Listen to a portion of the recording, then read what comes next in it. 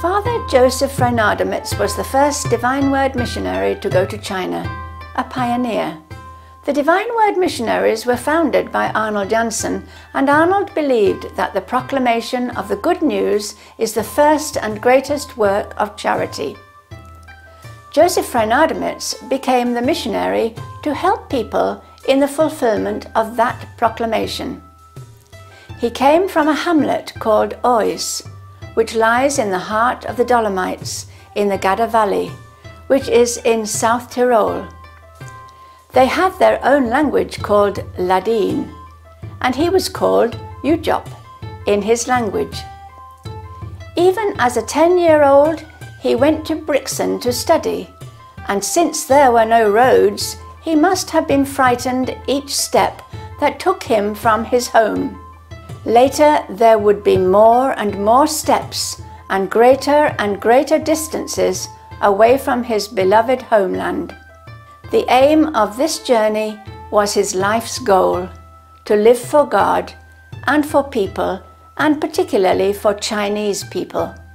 In January 1878, the diocesan newsletter in South Tyrol ran a report about the mission house in style, and Joseph's mind was made up. It was to China he would go as a missionary.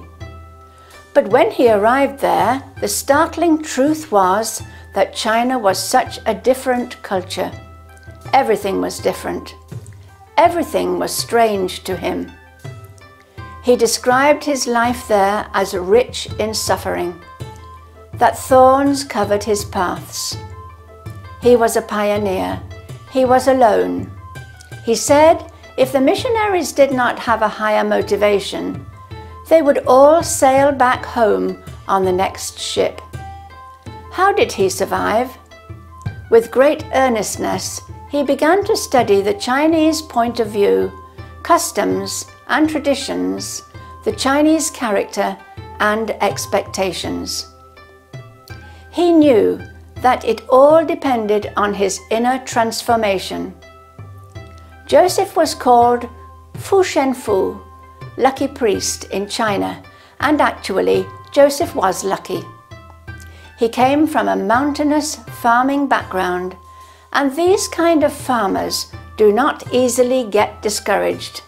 Slowly but very slowly, the realization of the fact that the language of love is the only language that everyone understands dawned on him. Nothing could separate him from his love for the Chinese. He even said, "I have become Chinese, and I want to remain Chinese in heaven also."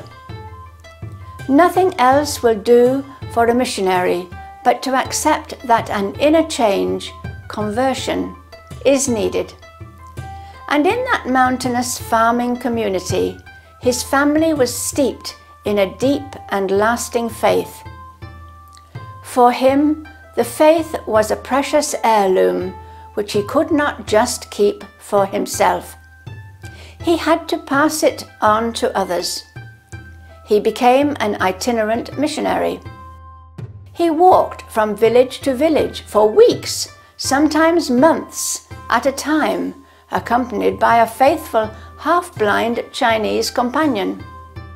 He sometimes rode a donkey or horse, or travelled in a sedan chair or one-wheeled cart pushed by a wagoner.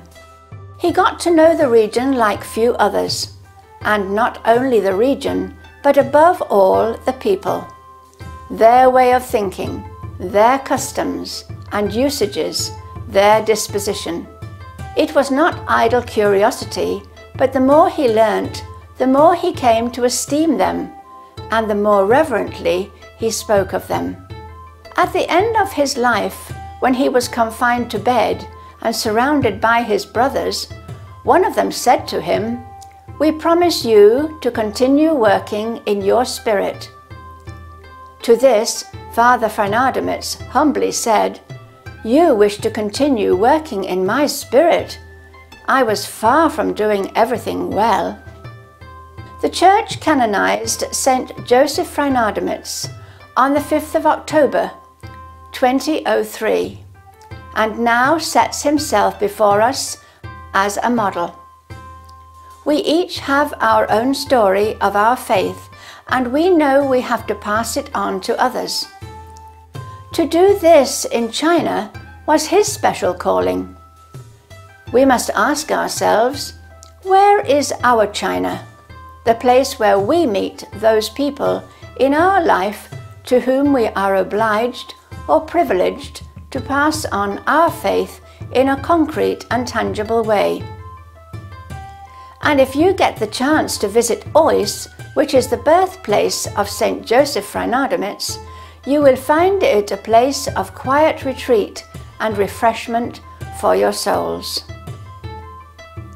St. Joseph Freinademetz, pray for us.